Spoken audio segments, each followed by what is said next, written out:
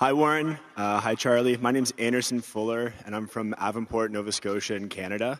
And before I ask my question, I just want to thank you for all you've done to give us insight into your minds as investors. So for me, the most compelling takeaway from Berkshire is your guys' emphasis on and successful use of properly aligned incentives. In my view, owning and leading a business has two central benefits. First, you directly benefit as the company goes through your equity in it, and second, you have autonomy. Incentives for employees are a bit easier to understand, such as offering benefits, fair pay, and creating a strong culture, but I've always struggled to understand them at the highest level. Even though you say Berkshire gives its managers significant flexibility, it must be less than what they had when they were independent. Additionally, you would think passion and a willingness to sell would be inversely correlated. So how exactly does Berkshire bridge this gap and incentivize owners of its subsidiaries to give up these benefits to Berkshire? Thank you. Well, what we really hope to find is managers who love their business but don't like a lot of what comes with it as a public company. I mean, if they have to spend a lot of time listening to people tell them what to do about this or that, and they can't afford to irritate them, or they have to go along with their trade association because, or whatever they may call it, because you don't want to look like a free rider, and then there's all kinds of things, compromises that people have to make in most jobs.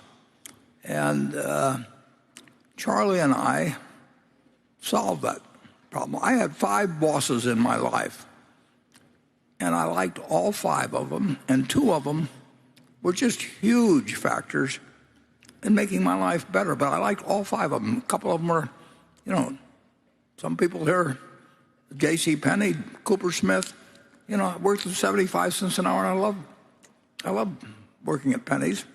Well, I didn't love working at Penny's, but I love working for Cooper Smith, and it was 75 cents an hour. But I had to do what they told me to do, which was to sell men's shirts first, then men's clothing, then children's clothing, and so on. And I loved working for the newspaper, and I had a great manager when I was at University of Nebraska. Got to work for Ben Graham. I mean, everything worked out, but there's nothing like working for yourself. And if you can't own a big company, working at Berkshire Hathaway, or running a company,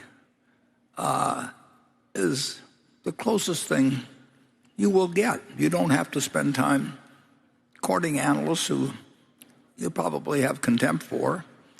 In many cases, you don't have to spend time with banks, getting money, and particularly in terrible times. There's all kinds of, you get a lot in the way of freedom that I would think would be meaningful to me, and it might be better if you own the whole place yourself, but maybe you've got siblings that want out. Maybe there's a million reasons why you may not be able to achieve that unless you sell to Berkshire. And that's easier probably if you have a family business where people want to go in different directions than it is with a public company. But there's still possibilities there. So that's why I think if I owned a public company and it was worth great many billions of dollars, and Berkshire Hathaway wanted to buy it, and the shareholders were willing to vote it, I would, considering the way I would feel about life, for one thing, I wouldn't want to retire at 65. I'd want to keep working. And,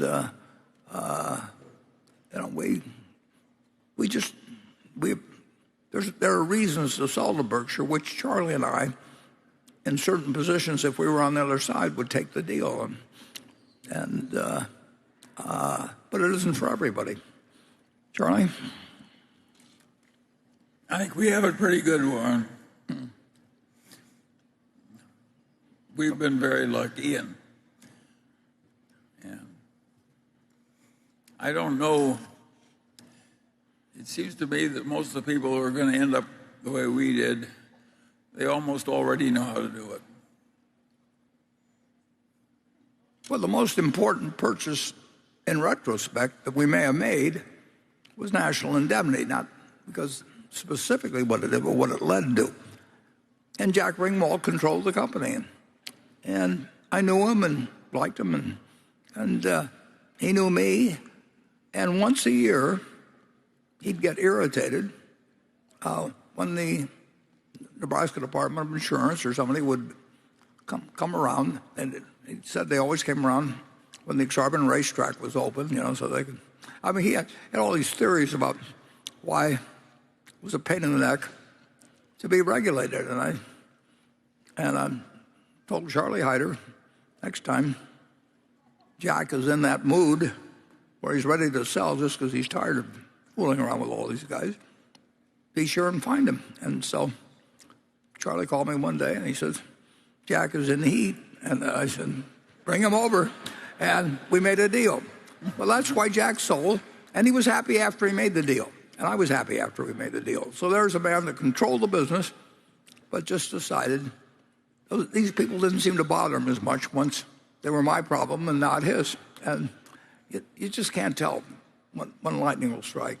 And that didn't do magnificent things for us initially, but just look at what it led to, and then, so you never, if you knew how you were going to, again, if you knew how you were going to shoot all 18 holes, it wouldn't be any fun playing. You wouldn't get on the first tee. I mean, it's the uncertainty, the fun of playing the game, the opponents, all kinds of things that make a game interesting. And I think Charlie and I are in the most interesting game in the world.